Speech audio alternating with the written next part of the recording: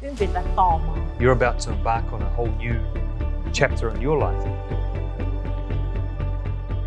Hello, Wayne. Hi. Oh my God, I just read your book and I love what you just shared in the book. Thank you. And thanks for coming along. We're at AIA building here. So Yang, thank you for giving up your time to come and have a bit of a talk with me today. Yeah. No, the book, it's been an interesting kind of project because it was something that I hadn't thought of before. Len Phung and our marketing team here encouraged me to share some insights and some words and stuff. So we used the COVID time where we had a little bit more time and working from home to spend a bit more time. Yeah, a little bit of sharing about my experiences here in Vietnam, sharing a little bit about what it's like as a New Zealander coming and living here. I've been living here now hơn 7 năm rồi, so over 7 years. And I've been very lucky. I've traveled all around Vietnam. I've seen 53 provinces, including 53, including Quang Ngai. I've been to Quang Ngai. That's my hometown. Yes, a few times. So we've got great leaders in the company in Quang Ngai as well. So yeah, it's not meant to be any literary genius. It's just my sharings, my experiences, things that I think have worked well for me, but particularly things that I think would be useful for people coming into Vietnam, particularly if you're a foreigner coming in to live here. There's maybe some insights that I can share in the book. Yeah, that's great. Yeah, and Wayne, when I read your book, it's just like the series of the story. Yeah, the daily, the use of the story, right? That experience in Vietnam, right? Your trip to Shandong, yeah, the meals that you have with your colleagues, yes, and it's just really the ordinary things, right? But under you're like a extraordinary person. Yeah, look, as I say, it was just a collection of stories in no particular order. Although I do start with, I remember vividly my boss ringing me up and saying, you should look at this opportunity in Vietnam. It's a great country, and I'd never been here before. So as he was talking to me, I was Googling Vietnam. I kind of knew where it was. I'd traveled around Asia a bit, but I hadn't lived here before. I think one of the things I talk about initially is, and it's a good example, sometimes you need to step outside your comfort zone. Sometimes you need to think about doing something different, particularly if it's a dream or something that you have a real yearning to do. Because, life is short. We must continue to step out and try different things and do things differently as well. Yeah, I'm alive with you. Life is too short. Well, I know actually, let me say, to everyone watching this video, that I know, you've had a illustrious career with Mekong Capital. I know I've met Jonah, one of the founders there, and everyone speaks so highly of you. And I know you have now taken a step out of the comfort zone and looking at doing some things around around leadership development and coaching and the like. So, a big applause to you for doing that as well. Thank you so much. And I think that, like you just share, life is too short, and I really want to, at least one time in my life, that play a big game, really contribute something for the community, something that bigger than myself. And think about the worst case, or in the worst scenario, the things that I can gain from this is the experience. Right. I think it's a practical way for people to think about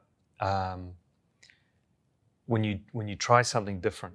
If you think about the worst case scenario, which is actually not likely to happen, but if that's the backstop, if that's the worst case scenario, everything else is upside.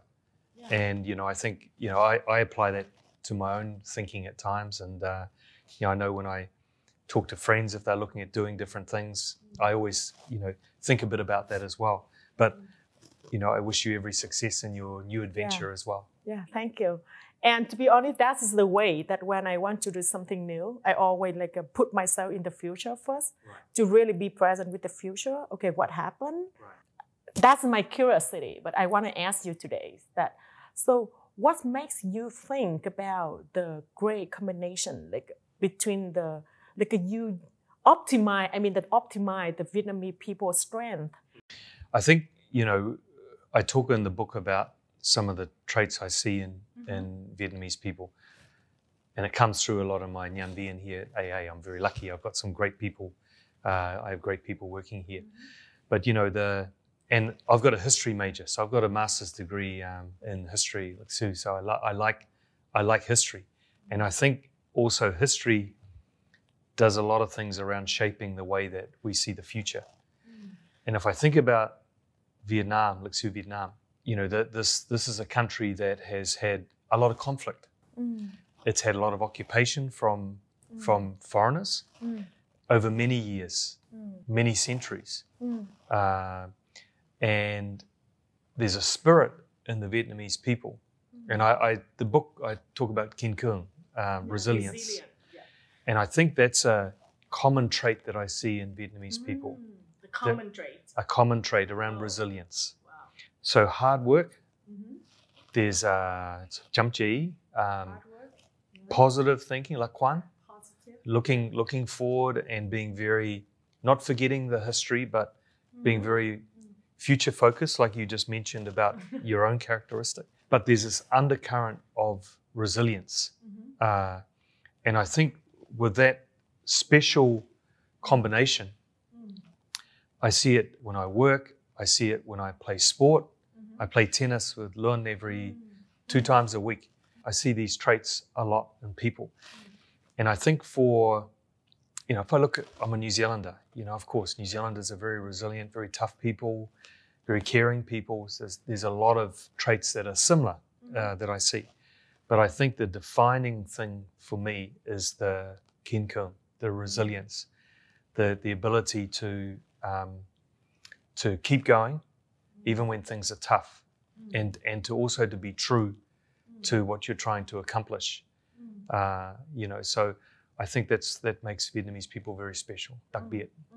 And I think that you already had this value, so in your blood. I mean that when I read your book and your mom, your family influence the way that shape who you are today. I think family is important to me. Family is very important to Vietnamese people. And particularly mums. Mums, they look after their kids, often look after their husbands. We call them superwoman. Superwoman, yeah, exactly. And, careers, looking after all the finance. So, I have a great respect for Vietnamese people. They work hard, and a lot is focused around the kids, particularly education of the kids, trying to improve, do something better for the kids that mum and dad didn't have. So I think, the family thing, I see a lot of resonance between New Zealand and Vietnam as well. I think the philosophy that I've had is more around humility and empathy. So always treat people the way you want to be treated. Yeah, and treat people with respect. And I always try and do that for my staff in particular, my agents, our partners that we work with. Have that respect, and because no one's better than anyone else. Everyone's the same. We just do different jobs. It's kind of the way I see it. So we treat everyone the same. Yeah. Oh, wow. That's brilliant. Yeah. I mean, we've got the banner, the Great Place to Work. So I'm actually very proud of that. We were the first company in Vietnam, not the first insurance company, but the first company to be accredited a Great Place to Work. And only 15% of Fortune 500 companies that apply actually get that accolade. So we're very proud about that. That shows that we have a very good connection with our employees, with our staff, that they feel motivated and engaged with what we're doing. And that's very important because, the culture of the company in attracting good talent, retaining your good people, and also coaching and developing your people is key. So I'm very proud of the culture we have here. We've spent a lot of time walking the talk. So, making sure that we communicate a lot with the direction of the company, trying to make sure that people feel connected and a part so that they're contributing to that. We have a coaching culture. So I'm lucky Eileen, my head of HR, and her team have developed a big focus around our leadership team, coaching their people as well. And I think we've always had a caring culture in the company. But I think COVID was another example where we had to do things differently and a lot of things online.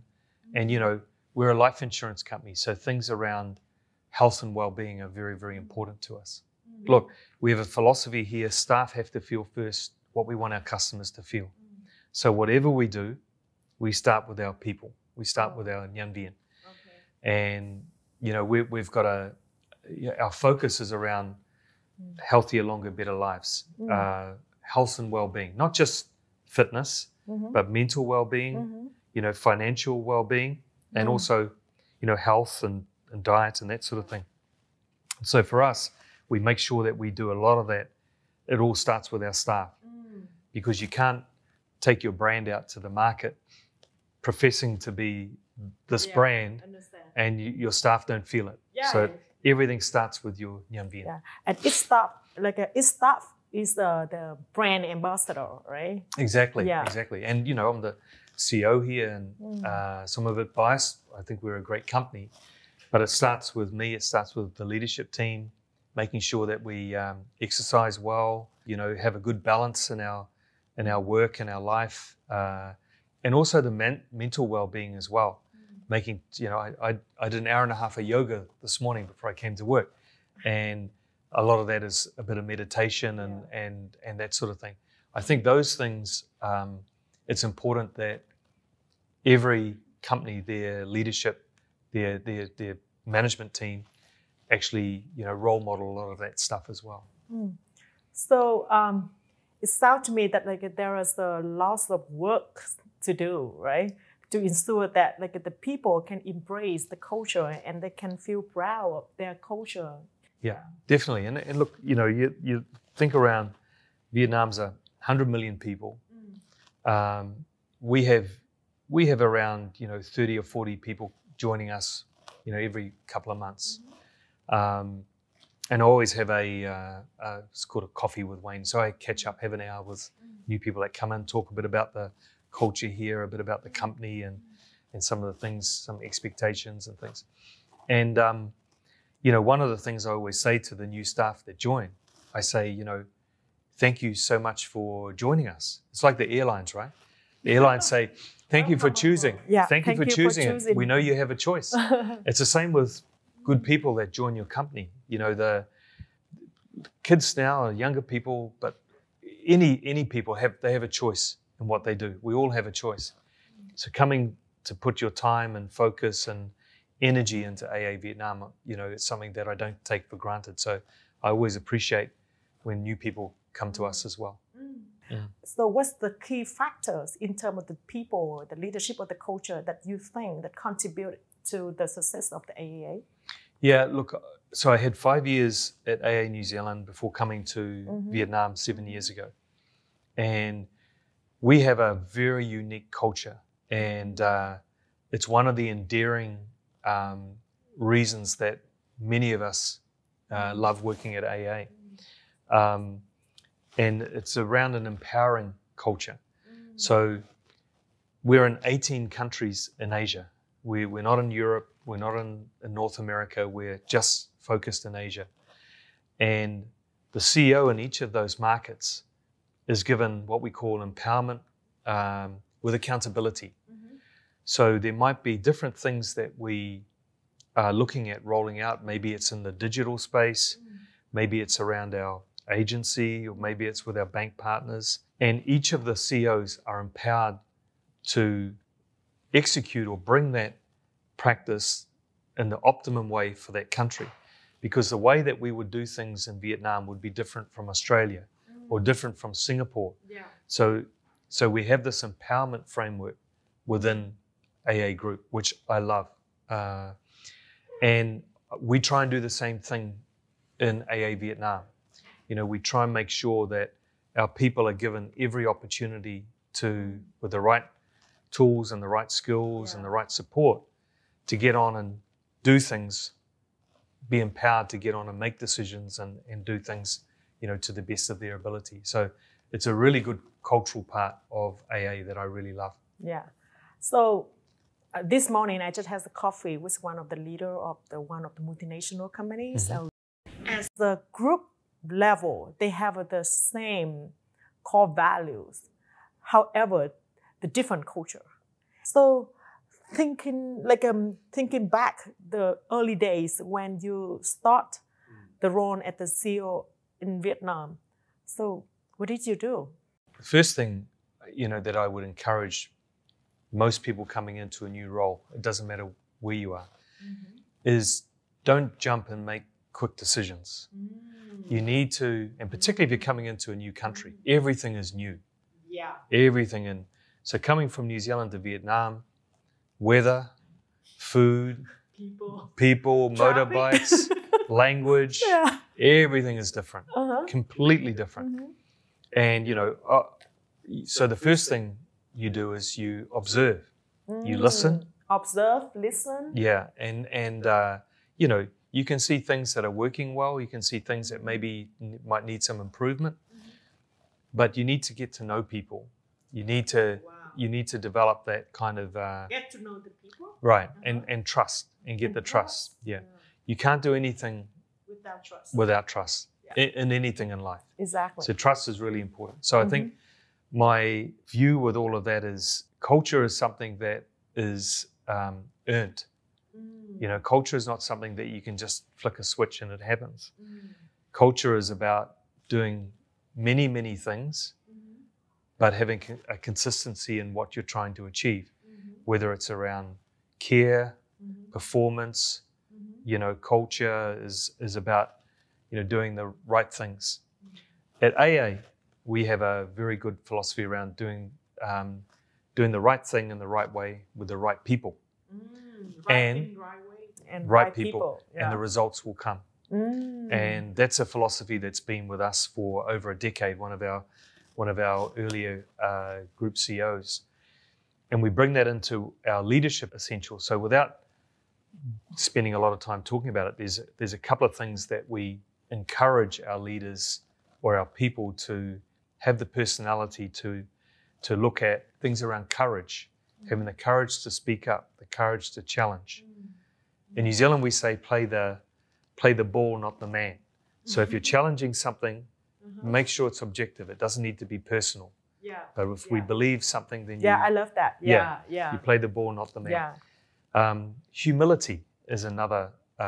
Humility is another trait that we have here, which is, treat everyone with respect, have empathy with what people are doing, be humble in what you do. And I sort of say to people in AA Vietnam, look, we work in a life insurance company. We have a very important job because if something happens to a family or the income earner, insurance can look after that family. Insurance can provide maybe the education for the kids, so we do a very important job. So we take our job seriously, but we don't take ourselves seriously. And focus on things, jobs, rather than people or person take it personally or attack the people and stuff. Yeah. I've seen firsthand. I had a family member some years ago who ended up in an intensive care unit back in New Zealand, and I saw the doctors, the nurses in that intensive care unit looking after badly injured people, little kids and stuff like that. And look, I thought it's amazing. So they are the superheroes, the Superman and the Wonder Woman. And it's make me think as a leader, so you are the ordinary person, but you have an extraordinary commitment. I think one of the things as a foreigner coming into Vietnam, corporates set up in Vietnam have a responsibility to contribute back into Vietnam as well. So there's the obvious contribution around in the workplace, developing people, bringing new ideas in from different countries, helping Vietnam, develop more innovative and new techniques. And it doesn't matter what industry you're in. I think that's important. I think on the community side, you can never do enough in Vietnam. There are so many people in need. We focus on kids, in particular, trying to get kids back to school. My staff, my agents, we donate bikes. So every few weeks, we're in a different province in Vietnam, doing a community event, and it's very touching. And we know it makes a difference. We had a young girl in Nha An who received in Vinh City. She received a bike maybe 5 years ago. When we were up in Nha An last year, she came back and said, "You won't remember me. I was at the SOS at the orphanage." She got given the bike. She's now training to be a doctor. And the bike helped her to get to school. So I repeat that story a lot to my agents because one bike can make a difference. Make a difference for her life. For her. And so, I think as a company operating in Vietnam, you have a responsibility to contribute. It's not just about the economic value. Of course, people want to make money. We have shareholder value. That's the whole thing. But the more you make, the more you can contribute. And our agents in all of our provinces are very generous. They contribute to the local community that they're living in as well. So we have this other saying we say, what's good for Vietnam is good for AIA Vietnam. Not the other way around. We focus on doing the right thing because that's our responsibility as a big corporate in Vietnam. Yeah. So I knew that the message for the AIA Vietnam this year is the stronger Vietnam. How about the next year? I think coming out of the pandemic, a stronger Vietnam, a more connected Vietnam, a more caring Vietnam is something that I think is a really good baseline for us to have. I think for us, what we really want to do is improve the health and well-being of Vietnamese people. As a company, we have a real passion around, not just health and fitness and that sort of thing, but also things around mental well-being, financial well-being. So, one of the big stresses that people have is things around money. So, budgeting, making sure you're spending wisely, not wasting money, having that financial planning. On the mental well-being, it's making sure you take time out for yourself.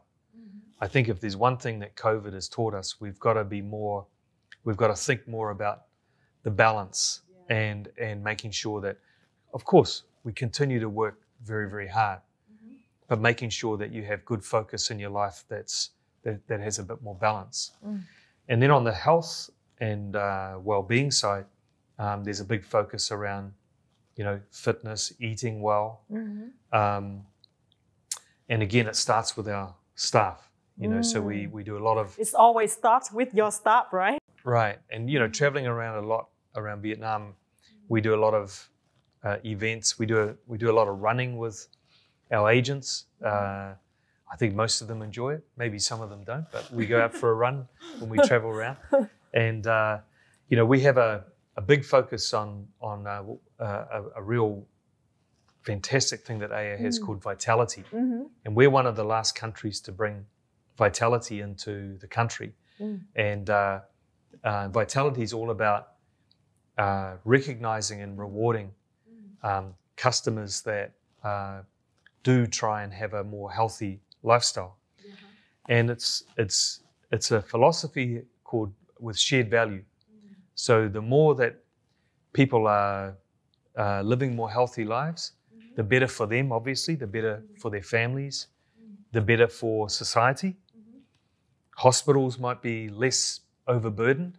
We have a big challenge in Vietnam. We have a 160% occupancy rate of hospital beds. So we have, more than one person to a bed. And so we've got to do more about getting our people more healthy. There's more chronic diseases now. There's more lifestyle diseases because of unhealthy habits. So we have a big responsibility, and Vitality can help because we're going to motivate our customers to exercise more, to eat better. They'll get discounts on their premiums for their insurance because we want people to live, healthier, longer, better lives. So not only eat better, but also think better, right? Because you Exactly. really care about the mental well-being. Yeah, I think. Look, if you feel good, if you feel better physically, you get a mental well-being uplift as well. But I think it's also about taking time to focus on the things that are important to you as well. I mentioned it in my book, about Tapchum, focus on things. And my focus might be different from your focus. But whatever it is, put 100% into the things that are important. You're about to embark on a whole new chapter in your life. And I know you'll be 100% committed, into that. And importantly, what happens when you focus on the things that are important, you stop doing the things that aren't important. And that's another important thing that for me, if you focus on the things, I love sport, I love my work, I love family, I love these things. I like reading about history, I like some travel, seeing different parts, particularly of Vietnam. And when you focus on the things that are important, you stop doing these other things. It doesn't matter that you have different focus, but just put your energy into that. And do you think that at a different stage of your life, so you may focus on the different things? Sure. Right? Yeah. Look, I think the whole focus in life is to make sure you contribute as much as you can. And you don't want to have regrets as well. You want to always make sure that you're doing the best that you can. And I think for me, it's been a real privilege for me to be working here in Vietnam. It's a lovely country, beautiful culture. I like the variety in Vietnam. Vietnam is not a one size fits all. It's miền Bắc, miền Trung, miền Nam, all khác biệt. The different culture. Very different. People. Different food, different language. Different weather. Everything's quite. There's a lot of contrast in Vietnam as well, which is what I love. One of the things I love about Vietnam, it's and I'm lucky. I've traveled to many parts of Vietnam, so I see that firsthand. But I think it's about stepping out of your comfort zone and trying different things, and with 100% focus, you will succeed. Focus. Yes, I will. Thanks. Okay, so the final question, Wayne. I'm so sorry, but I asked too much. Yeah. So the final question here is that if you have an opportunity to talk about the Vietnamese leaders, what are you gonna say about who they can be as a leader, and what they can exercise leadership to lead those companies, to lead their companies, to be successful one day, like AIA Vietnam? I think the first thing is, back yourself, be confident in your own ability, because I think coming in, if they've got this big role, they're doing many things very, very well, or else they wouldn't have had that opportunity. I think if you can overlay that, what's worked out well for us at AIA Vietnam is we have a people-centric culture. Everything we do is people-centric culture. Yeah. Everything we do is sort of focused around our people, our staff, our customers, our agents, our partners. And so therefore, and that's the way we look at it, because if the people are motivated and connected and all going in the same direction, things like the results, the shareholder value, the profitability kind of is an output of that.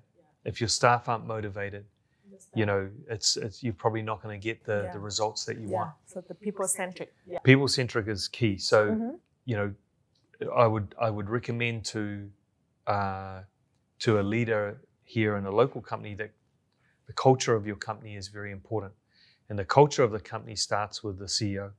Yes, It starts with the definitely. senior Yes. team. Yeah. And so you got to walk the talk. You can't be saying one thing and then doing something different, things. Yeah. because that's not culture forming. That's actually the opposite of what you're trying to achieve. Yeah. That's the foundation.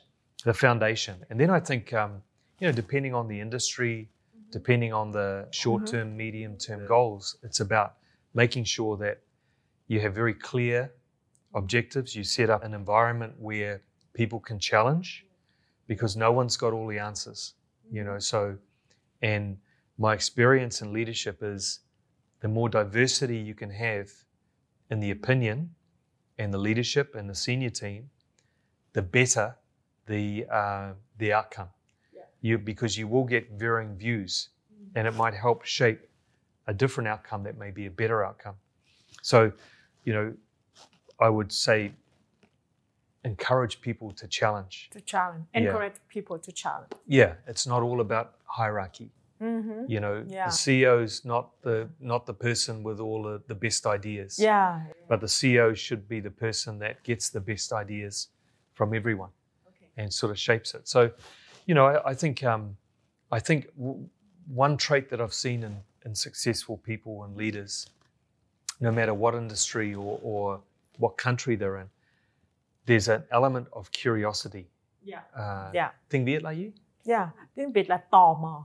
Right. Yeah. So I think good leaders keep learning.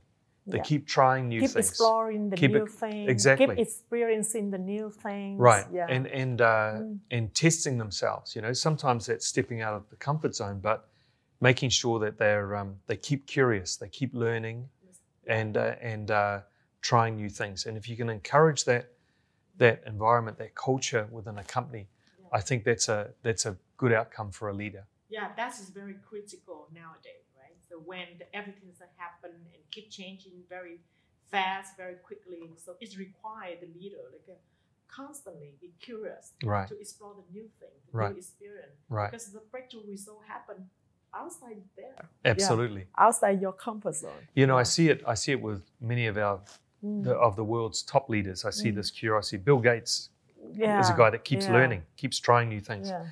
But I also see it in our successful people in Vietnam, even within AIA Vietnam.